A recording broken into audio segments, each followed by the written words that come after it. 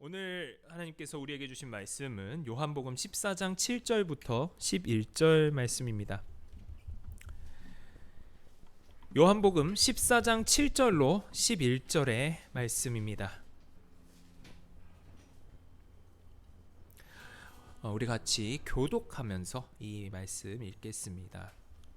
마지막 11절은 함께 읽겠습니다. 너희가 나를 알았더라면 내 아버지도 알았으리로다. 이제부터는 너희가 그를 알았고 또 보았느니라.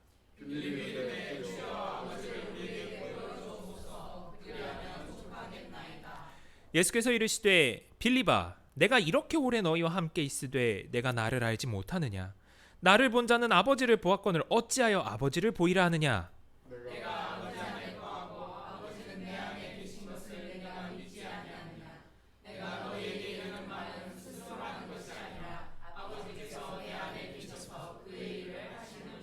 함께 읽습니다. 내가 아버지 안에 거하고 아버지께서 내 안에 계심을 믿으라. 그렇지 못하겠거든 행하는 그 일로 말미암아 나를 믿으라. 아멘. 다 함께 기도하시고 오늘 말씀 받겠습니다. 하나님 아버지 감사합니다. 이 시간 우리가 주님 앞에 모여서 주님의 말씀을 대합니다. 이 말씀의 안에 숨어 있는 참 진리를, 주님의 그 말씀 되심을 우리가 이 시간 주님께서 남겨주신 성경을 통해 더 듣기 원합니다. 주님, 우리에게 더욱더 깊은 은혜로 허락하여 주시고 우리 말씀을 듣는 귀뿐만 아니라 또 이것을 이해하는 우리의 머리뿐 아니라 이성뿐 아니라 온 마음과 온 영혼으로 주님의 말씀을 완전히 받을 수 있도록 이 시간 우리를 붙들어 주옵소서. 예수님의 이름으로 기도합니다. 아멘. 우리가 지금까지 계속 우리가 하나님을 믿는 것에 대해서 좀 많이 집중해서 봤습니다. 사도신경의 한 줄이 끝난 겁니다. 사도신경은 세 문장으로 만들어져 있다라고 제가 예전에 말씀을 드렸던 것 같아요. 세 번의 나는 믿습니다 라는 고백을 통해서 성부 하나님을 믿고 성자 예수님을 믿고 성령님과 이제 하나님이 주시는 여러 가지 믿음의 유익들이 있을 것임을 믿는다. 이렇게 세 가지로 구성되어 있다라는 것 예전에 한번 말씀을 드렸던 것 같아요.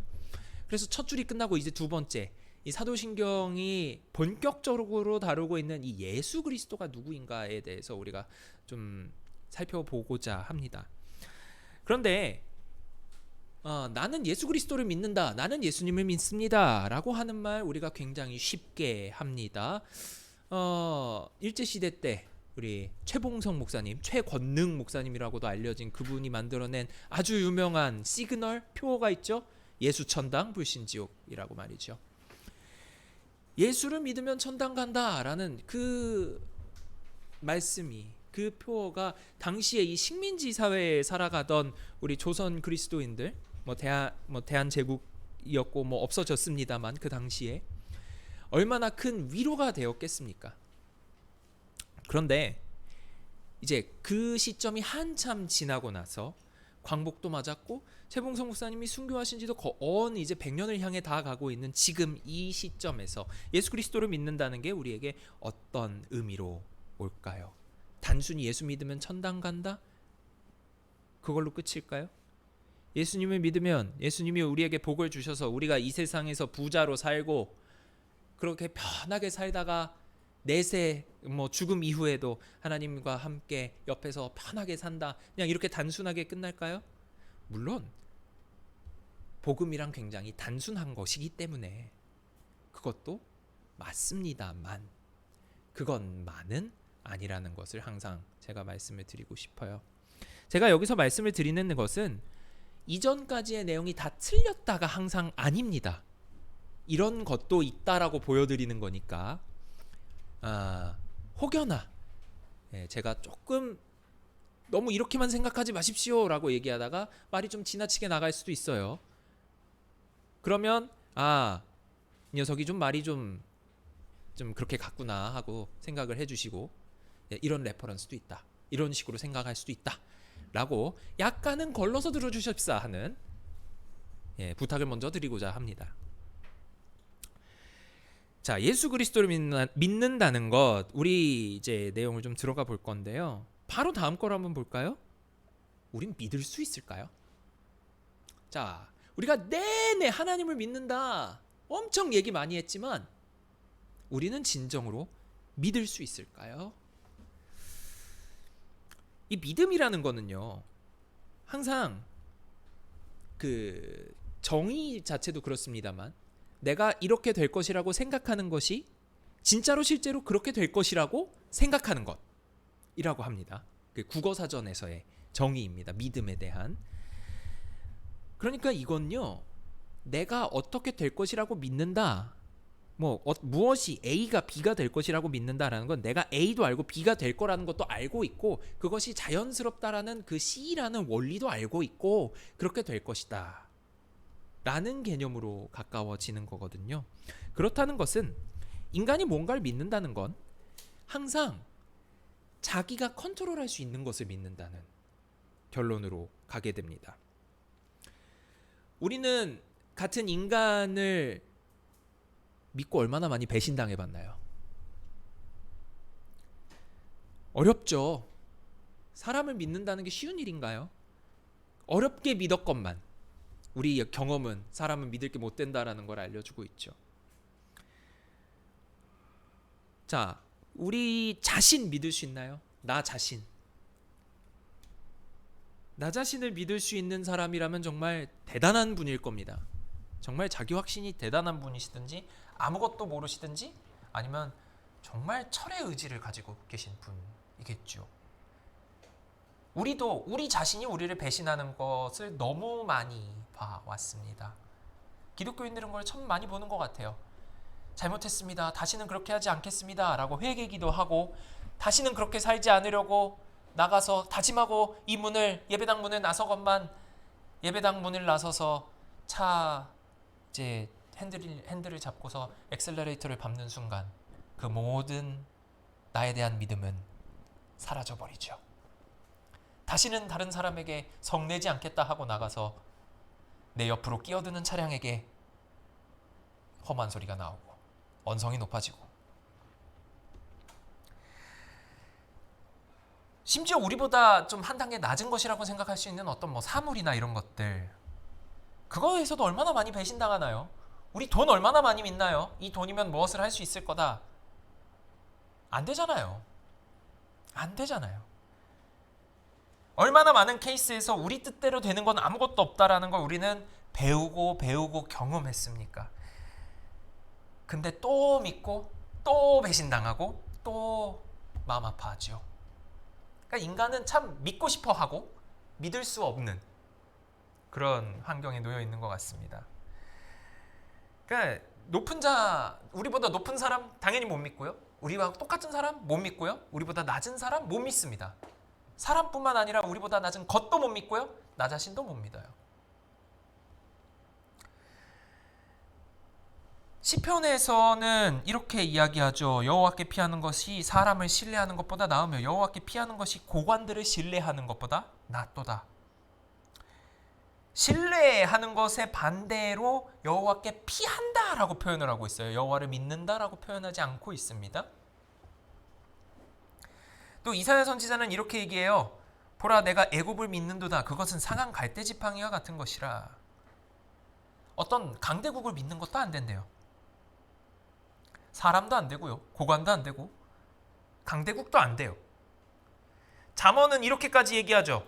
자기의 마음을 믿는 자는 미련한 자요. 지혜롭게 행하는 자는 구원을 얻을 자니라. 잠언에서 말하는 지혜란 항상 하나님을 경외하는 것이기 때문에 하나님을 경외하는 자는 구원을 얻을 자니라 라고 번역해도 크게 문제는 없습니다. 그러니까 성경은요. 구약에서만 봐도 사람도 못 믿고 고관도 못 믿고 나라도 못 믿고 자기 마음도 못 믿고 믿을 건 아무것도 없다라고 얘기하고 있습니다. 왜죠? 세상의 모든 게 변하거든요. 온전한 건 아무것도 없거든요. 모든 것이 다 변합니다. 그런데 그 변화의 방향은 일정해요. 다 죽음을 향해 갑니다. 다 썩음을 향해 가죠. 그런데 만일 우리가 바라는 것, 우리의 믿음의 방향이 우리가 그것들을 믿으면서 그것이 우리에게 어떤 유익을 줄 것이다, 혹은 우리의 믿음에 도움이 될 것이다 라고 믿는 것은요, 정반대의 방향을 향하겠지요. 우리의 바람과는 반대 방향으로 갈 수밖에 없는 것들을 우리가 믿는다는 겁니다. 물론 우리가 하나님과 관련 없는 악한 일을 꾸미려고 할 때도 반대로 갑니다. 그래야 우리의 풀 같은 본성이 더욱 그것들을 의지하기 때문입니다. 이사야서 40장에서는 인간에 대한 이야기를 하지요. 네. 6절과 6절, 7절, 8절 같이 한번 읽어보겠습니다. 말하는 자의 소리여 이르되 외치라. 대답하되 내가 무엇이라 외치리이까 하니 이르되 모든 육체는 풀이요 그의 모든 아름다움은 들의 꽃과 같으니 풀은 마르고 꽃이 시듬은 여호와의 기운이 그 위에 붐이라. 이 백성은 실로 풀이로다. 풀은 마르고 꽃은 시드나 우리 하나님의 말씀은 영원히 서리라 하라. 영원한 건 우리 하나님의 말씀밖에 없다 라는 것을 이사야 선지자는 정말 간단하게 비유적으로 던지고 있어요. 자, 여러분 한번 물어보겠습니다. 여러분은 하나님을 믿을 수 있나요? 내가 하나님을 믿습니다 라고 그냥 매 시간 하는 그런 언어적인 습관 말고요, 정말로 하나님을 믿을 수 있나요? 아마 어려울 겁니다. 하나님을 믿는 것보단 마치 우리가 법을 믿는다는 것과 비슷하게 보이지 않는 분이시기 때문에, 법도 보이지 않잖아요. 유명한 말이 있죠. 법보다는 이게 가깝다고.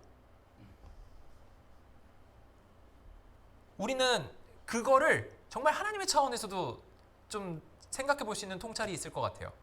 하나님은 우리에게 너무 멀고요, 내 앞에 물건과 내 앞에 사람과 돈과 명예와 이런 거는 너무 가까워요. 우린 가까운 걸 믿는 겁니다.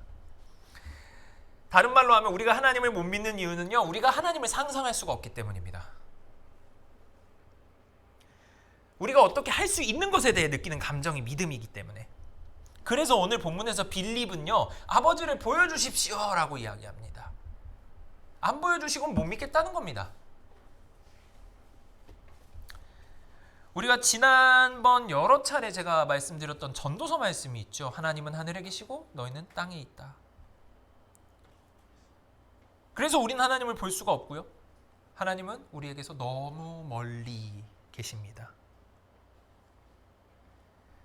우리는 마치 출애굽한 이스라엘이 시내산에서 율법을 받을 때 하나님이 계신 그 시내산으로 가까이 가지 못하고 저 멀리서 보고 있는 이스라엘의 자세로 매일의 삶을 보내는 것과 같습니다. 출애굽기 20장에서 뭇 백성이 우레와 번개와 나팔 소리와 산의 연기를 본지라, 이게 이제 하나님의 임재예요. 하나님이 임재하신 것이 우레, 번개, 나팔 소리, 산의 연기 이런 걸로 다 나타났더니, 자, 백성이 어떻게 얘기합니까? 모세에게 당신이 우리에게 말씀하시소. 하나님이 우리에게 말씀하지 말게 하소서. 우리 죽을 겁니다. 이 고백은 겸손함의 표시일 수도 있고요, 혹은 하나님 앞에 서 있는 인간 실제를 드러내는 굉장히 정확한 표현일 수도 있습니다. 근데 까놓고 이야기하면 이 고백은요, 하나님과 우리가 너무 다르다는 얘기입니다. 근본적으로 다르다는 얘기예요. 그냥 하나님은 우리랑 너무 다르니까 따로 삽시다, 이런 포기일 수도 있습니다. 우리한테 말씀하지 마시고요, 그냥 멀리 떨어진 채로도 좋지 않을까 하는 포기입니다, 이 심정은. 그래서 이거를 또 어디서 볼 수 있냐면 이사야서에서 아하스 왕이 보여주거든요. 아하스 왕에게 이사야가 하나님의 말씀을 대언합니다. 너는 내 하나님 여호와께 한 징조를 구하되 깊은 데서든지 높은 데서든지 구하라. 근데 아하스는 이렇게 얘기합니다. 나는 구하지 않겠습니다. 나는 여호와를 시험하지 않겠습니다. 겉은 번드르르 하고 좋아요. 하나님을 시험하지 말라고 한 율법의 말씀 그대로 하고 있어요. 그런데 구하라고 누가 말씀하셨죠? 하나님이 말씀하셨죠. 하나님 앞에 하나님의 말씀을 대고 거부합니다. 이스라엘 백성의 반응과 비슷합니다. 직접 구하라고 하셨는데도 하나님과의 본질적인 다름 때문에 하나님의 손을 매몰차게 쳐냅니다. 하나님을 시험하지 말라는 예전의 교훈을 명분으로 방패로 삼아서 그 교훈을 주신 하나님의 손을 쳐내는 겁니다. 우리는 지난번 하나님이 친히 우리와 닮은 모습을 하고 계셨다라는 것을 나누었습니다. 그리고 하나님이 우리에게 직접 말씀하시고 그 말씀을 가르치심으로써 특히 그 어떤 증거가 될 수 있도록 성전, 율법 이런 걸 주셔서 우리가 하나님을 믿을 수 있도록 만드셨다라고까지도 이야기를 나누었었습니다. 그런데 이스라엘 자손이 하나님을 온전히 믿을 수 있었나요? 성전과 율법이 있었다고 말이죠. 못했죠. 우리는 그것을 성경의 말씀을 통해서 잘 알고 있습니다. 하나님은 우리와 만나고 싶어서 만날 길을 주셨어요. 그게 신명기 4장의 말씀입니다. 29절만 보면 내가 거기서 내 하나님 여호와를 찾게 되리니 만일 마음을 다하고 뜻을 다하여 그를 찾으면 만나리라 이렇게 되어 있습니다. 바로 앞의 내용은 하나님을 떠난 이스라엘 백성에게 하나님이 이 가나안 땅에서 추방해버릴 거라는 저주를 내린 이야기예요. 근데 너희가 거기서 나를 찾으면 내가 거기서도 만나줄게 라고 하나님은 이야기하셔요. 그런데 율법을 통해서만은 하나님을 만날 수 없게 하신 것도 또 하나님입니다.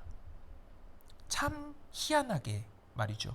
에스겔서 20장 25절에서는 하나님이 내가 그들에게 선하지 못한 율례와 능히 지키지 못할 규례를 주었다라고 말씀을 했습니다. 이 율례와 규례는 율법을 다른 말로 바꾼 겁니다. 선하지 못하다라는 건 제대로 기능하지 못한다라는 뜻이고요. 어때서 제대로 기능을 못하죠? 하나님은 율법을 지키면 다 지키면 산다라고 말씀을 하셨지만 율법 자체가 다 지킬 수가 없던 거였습니다. 그런데 하나님이 주신 이 법의 정신을 이스라엘이 오해합니다. 마치 아하스 왕이 하나님이 주신 율법의 조문을 가지고 하나님의 손을 쳐냈던 것처럼 이스라엘은 하나님이 주신 율법을 오해해서 형식으로 만들어버립니다. 하나님이 우리와 관계하시기 위해서 이것을 지켰으면 좋겠다라고 율법을 주셨거든요. 그런데 그 율법을 가지고 우리는 하나님과 우리를 분리시키고 있는 겁니다. 그러다 보니 그 결과 호세아서 8장 12절에서는 내가 그를 위하여 내 율법을 만 가지로 기록하였으나 그들은 이상한 것으로 여기도다. 하나님이 이상하게 얘기하세요. 야, 난 니네한테 율법을 만 가지로 줬는데 니네는 그걸 이상하다 생각한다? 라는 거예요. 그러니까 하나님이 주신 율법을 가지고 하나님을 안 만나려고 애쓴다는 겁니다. 나랑 만나자라고 법을 줬는데 이것 갖고 하면은 나랑 만날 수 있어 라고 매뉴얼을 주셨는데 그 매뉴얼을 가지고 하나님 안 만나는 법이라고 바꿔서 우리가 그걸 읽고 있는 거예요.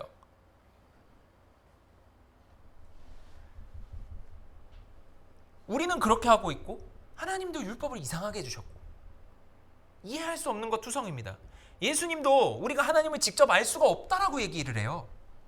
요한복음 14장 우리 유명한 구절이죠. 같이 한번 읽어보죠. 예수께서 이르시되 내가 곧 길이요 진리요 생명이니 나로 말미암지 않고는 아버지께로 올 자가 없느니라. 네, 유일한 길이다라고 이야기하시죠. 우리가 예수를 믿어야만 하나님을 믿을 수 있다라는 게 성경에 명시되어 있는 겁니다. 예수를 믿어야 하나님을 믿을 수 있는 거죠. 하나님을 직접 믿을 수가 없어요. 그게 드러났던 것이 구약에서의 지성소의 휘장이지요. 그 지성소의 휘장이 왜 찢어졌죠? 예수 그리스도가 십자가에서 죽음으로써 찢어졌잖아요. 그럼으로써 우리가 지성소로 나아갈 담력을 얻었다라고 히브리서에선 이야기하죠. 하나님께서 만들어주신 통로가 아니면 하나님께 나아갈 수가 없는 겁니다. 구약에선 그걸 율법으로 주셨다면 신약에선 그거를 하나님의 아들을 주신 거로 바꾸신 거예요. 대체하신 겁니다. 아니 근데 자, 왜 직접 못 만난다는 거를 제가 지금 아직 답을 안 했죠. 우리는 왜 하나님을 직접 만날 수 없느냐? 다르니까요. 너무 다르니까요. 우리가 너무 다른 사람과 앞에 만나서 이야기를 나누면 말이 통하나요? 그건 질적으로 만났다고 할 수 있나요? 우리나라 사람들끼리도, 말이 통하는 사람들끼리도 생각하는 바가 너무 다르면 만나서 헛으로 시간만 쓰고 아무런 것도 얻지 못하고 돌아오는 경우가 많지 않나요? 질적으로 만났다 할 수 없죠. 그거는 그냥 문자적으로 만난 거죠. 하나님이 우리와 질적으로 얼마나 다르신지는 하나님이 모세에게 말씀하셨던 것만 봐도 알 수가 있습니다. 출애굽기 33장에서 여호와께서 이르시되 내가 내 모든 선한 것을 내 앞으로 지나가게 하고 여호와의 이름을 내 앞에 선포하리라. 나는 은혜 베풀 자에게 은혜를 베풀고 긍휼히 여길 자에게 긍휼을 베푸느니라 한 다음에 또 이르시되 내가 내 얼굴을 보지 못하리니 나를 보고 살 자가 없음이니라. 하나님이 모세에게 말씀하세요. 이 바로 앞에서 모세가 뭐라고 했을까요? 하나님의 영광을 내게 보여주소서라고 했죠. 오늘의 빌립의 말과 굉장히 많이 겹치지 않나요? 아버지를 우리에게 보여주소서. 근데 하나님이 이렇게 간절하게 모세가 바라니까 해결책을 하나 주십니다. 내가 너를 바위 틈에 두고 너를 덮어놨다가 지나간 다음에 손을 뗄 거야. 그럼 너는 내 등을 볼 거다라고 말씀하십니다. 모세조차도 하나님의 앞은 못 보고 등만 보는 거예요. 등만. 지나가신 뒤만 보는 거예요. 한편 빌립에게 예수님은 정반대로 대응하셨습니다. 하나님은 모세에게 내 등은 보여줄게 라고 말씀하셨고, 예수님은 빌립에게 내가 너랑 대체 얼마나 오래 있었는데 아직도 아버지 보여달라 그러니? 라고 오히려 핀잔해 주셨어요. 얘기가 좀 다르죠? 비슷한 질문에 다른 답변이 돌아왔어요. 왜 그럴까요? 여기에 씻지는 않았습니다만 요한복음 6장 45절의 말씀에서는 이미 하나님의 말씀을 받은 자는 예수께 나오게 되어 있다라고 예수님이 이미 말씀하셨거든요. 하나님을 보여달라, 하나님의 말씀으로 충분하지 않다는 거냐? 라는 예수님의 반문인 겁니다. 거꾸로 말하자면 예수께 나온 자라면 하나님의 말씀을 받았다라는 거고, 하나님의 말씀을 받은 것이 하나님의 모습을 보는 것과는 다른 것으로 여겨졌다라는 거죠. 그런데 그 하나님의 말씀이 누굽니까? 빌립의 입장에선 눈앞에 있는 예수 그리스도, 자기 스승님이었다고요. 그러면 그 빌립의 이 질문은 뭡니까? 나는 제자가 아닙니다라는 얘기입니다. 아버지를 내게 보여주소서라는 말이요, 그걸 예수님한테 했다는 말은 난 당신의 제자가 아닙니다라는 말과 같은 동료가 돼버립니다.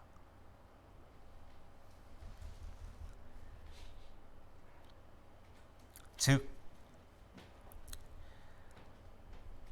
하나님을 믿는다라는 것이 아들을 믿는 것과 너무 밀접하게 연관되어 있다라는 거예요. 우리는 하나님을 직접 믿을 수는 없는데 아들은 믿을 수 있거든요. 자, 그러면 이 질문을 해보죠. 자, 하나님, 그러면 자, 밀접하게 연관된다라는 것까지는 이제 알겠어요. 그럼 어떻게? 네, 어떻게? 자, 분명히 하나님의 아들과 하나님은 구분되는 분이죠. 하나님과 예수님은 구분되지만 완전히 구별되지는 않습니다. 우리가 삼위일체 교리에서 그렇게 얘기하죠. 세 분은 따로따로 계신 분이지만 또 한 하나님이시다. 위격상 다르고 한 하나님이다. 이렇게 얘기하죠.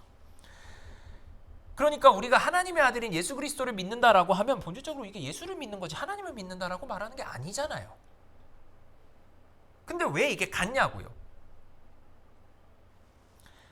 그래서 그거를 뒷받침하는 본문이 오늘 14장 9절이었던 겁니다. 왜 나한테 아버지를 보여달라고 하니?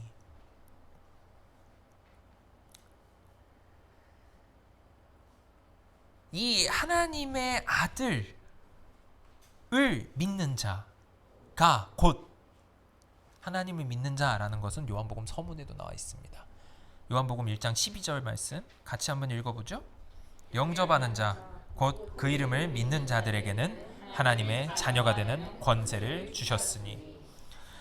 예수님은 빌립에게 나를 본 자는 하나님을 봤다라고 얘기하시고, 하나님의 아들이 하나님을 보는 완전한 형상이라는 것에서 사실입니다. 요한복음 1장에서 이 말씀은 곧 하나님이다라고 얘기하시니까. 또 예수님은 종말의 시점인 성령 강림 때 제자들이 알게 될 내용이 이렇다라고 얘기하십니다. 14장 20절 말씀입니다. 그날에는 내가 아버지 안에 너희가 내 안에 내가 너희 안에 있는 것을 너희가 알리라. 이게 요한복음에서 말하고 있는 굉장히 중요한 하나님과 아들과 우리와의 관계를 보여주는 말씀입니다. 이 말씀을 그림으로 바꿔보면 이렇게 돼요.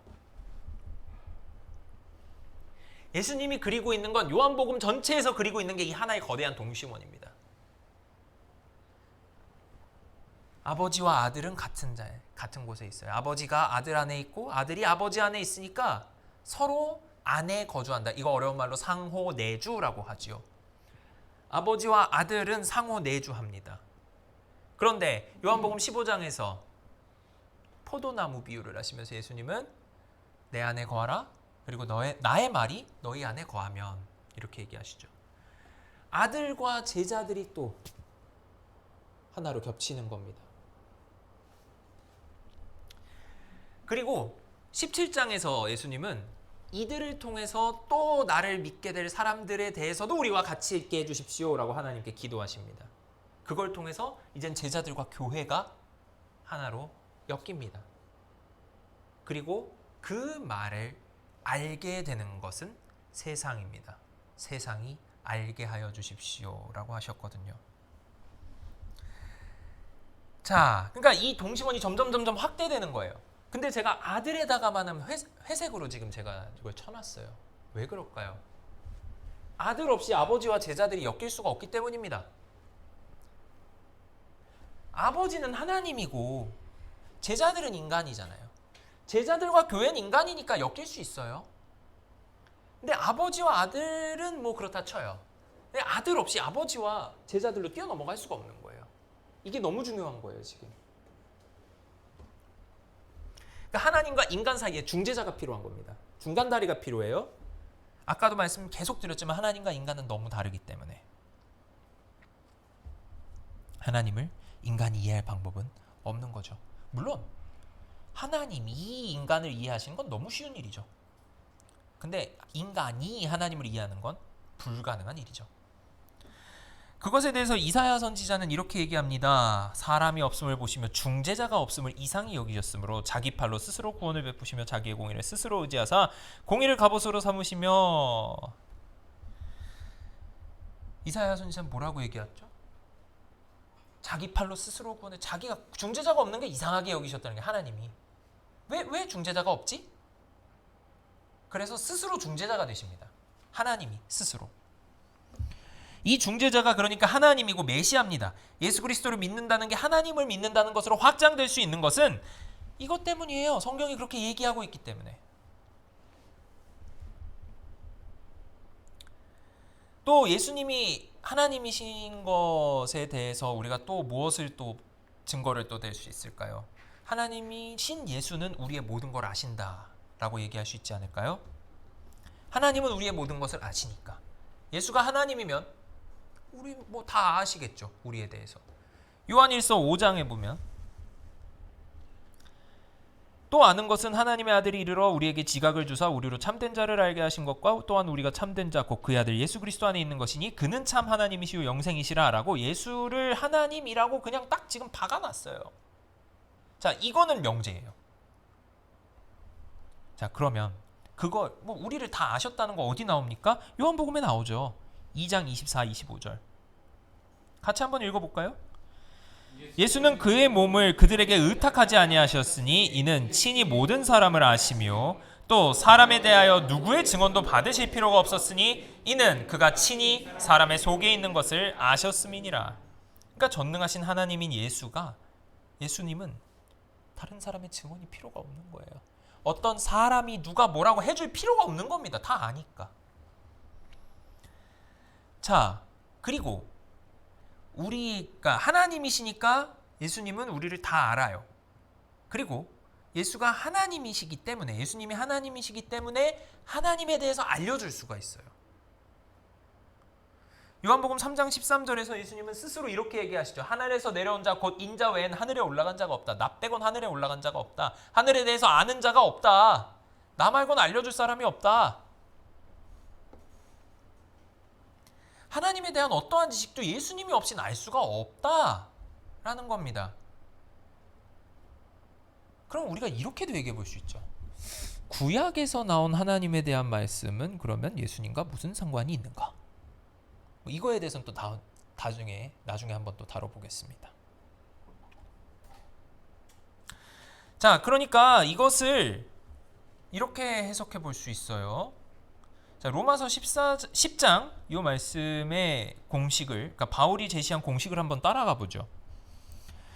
자, 그런즉 그들이 믿지 아니하는 일을 어찌 부르리요? 듣지도 못한 일을 어찌 믿으리요? 전파하는 자가 없이 어찌 들으리요? 보내심을 받지 아니하였으면 어찌 전파하리요? 그러니까 지금 이게 거꾸로 가고 있잖아요.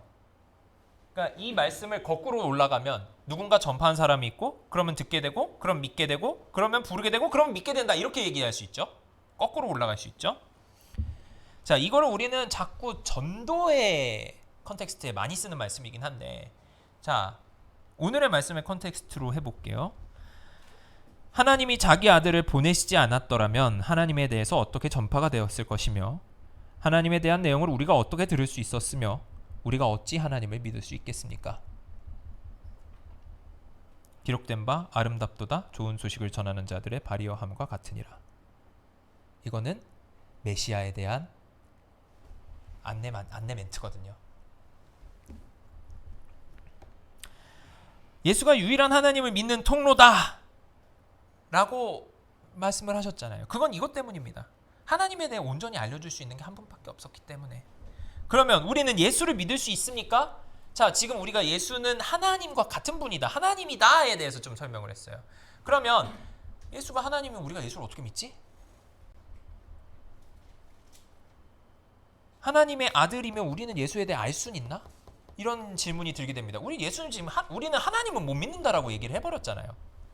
그럼 예수를 어떻게 믿어야 되죠? 그래서 예수님은 우리 인간과 동일합니다. 예수님이 우리 인간과 동일하신 분이신 이유는 우리가 예수님을 믿어야 되기 때문입니다. 사실. 히브리서 4장 말씀을 좀 볼게요. 같이 한번 읽어보죠. 유명한 말씀이니까. 그러므로 우리에게 큰 대제사장이 계시니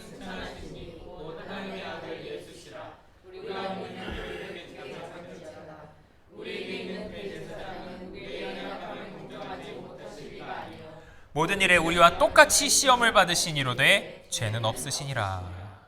자, 이 말씀은 예수님이 참 인간이시다라는 것을 알려주는 꽤 여러 개 있는 성경에 있는 텍스트 중 하나죠. 예수님은 그러니까 우리와 성정이 동일한 인간이라는 거죠. 한편으로 우리는 아까 전까지 예수님은 하나님이다라고 굉장히 많이 얘기를 했죠. 그렇기 때문에 우리는 예수님을 믿어서 하나님을 믿을 수 있는 겁니다. 예수님은 인간이시기 때문에 우리가 예수님을 믿을 수 있어요. 같으니까. 그런데 예수님은 하나님이시기 때문에 하나님에 대해서 유일하게 말씀하실 수 있어요. 그리고 우리가 예수님을 믿는다는 건 그분이 하나님이기 때문에 하나님도 같이 믿게 되는 거예요. 예수님을 믿는다는 것이 하나님을 믿는다는 겁니다. 그러면 예수 없이 하나님을 믿는다는 게 가능합니까?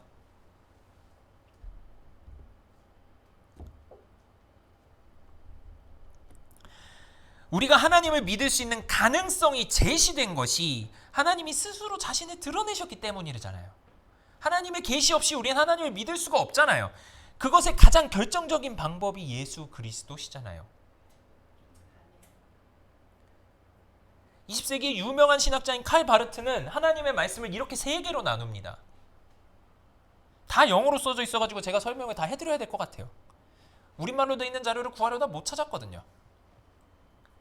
자, 이렇게 동심원 구조로 되어 있습니다. 하나님의 말씀은.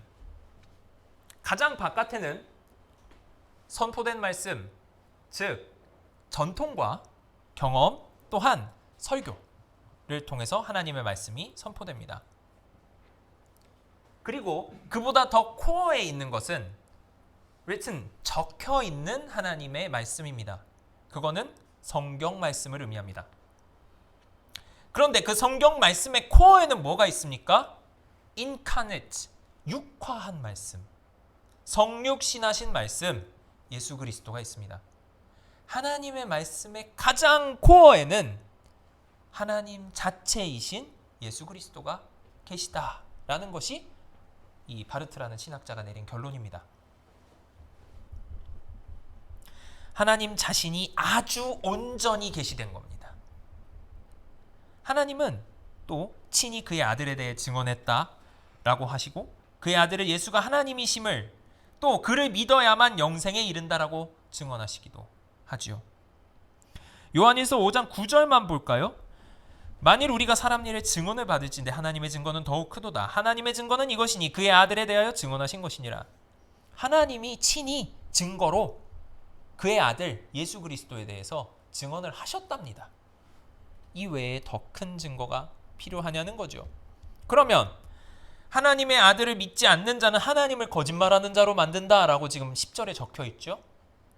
예수를 믿지 않고 하나님을 믿을 수가 있냐라는 질문에 대한 대답입니다.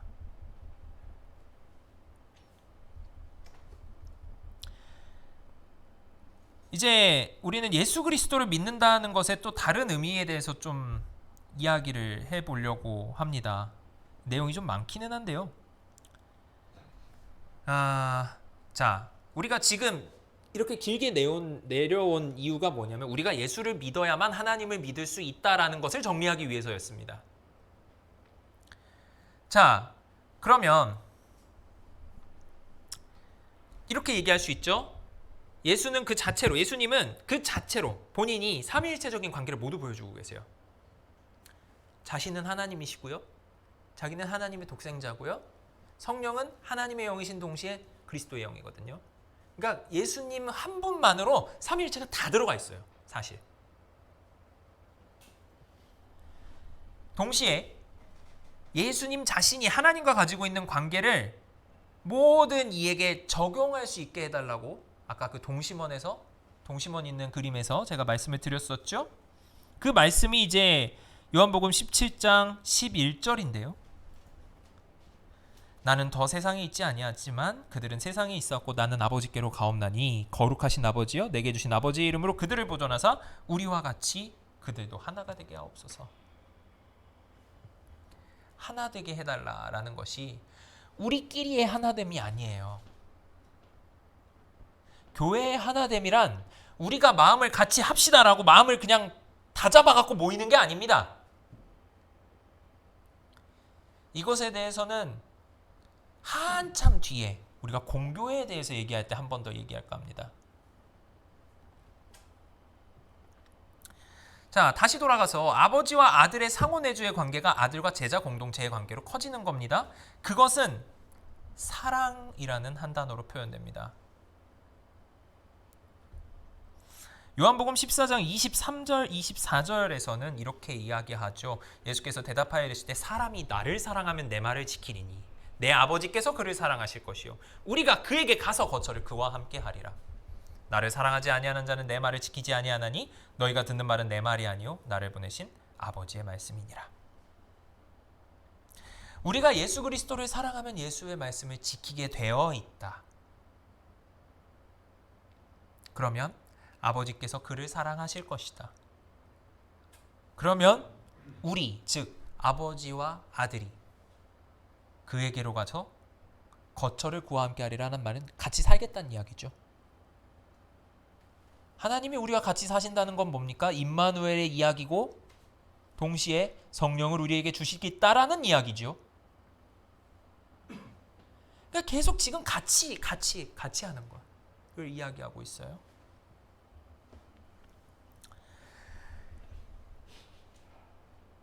즉 이러한 사랑은 예수의 계명의 순종이고요. 예수의 계명이란 하나님의 말씀입니다.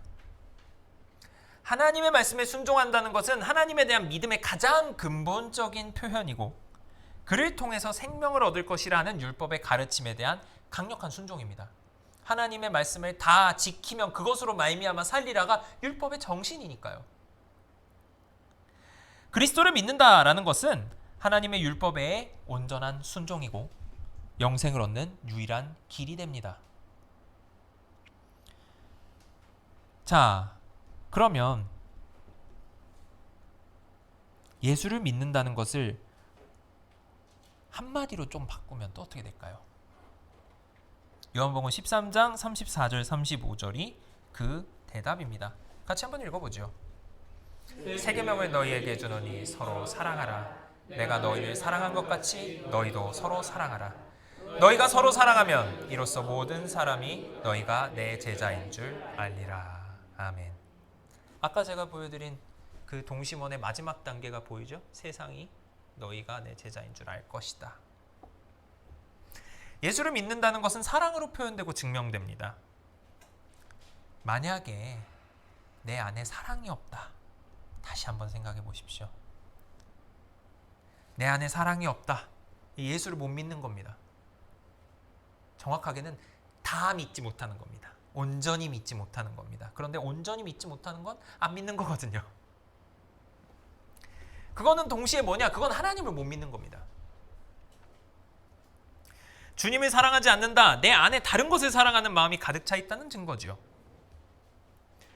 그냥 단순히 삼위일체적으로 예수랑 하나님이 같다.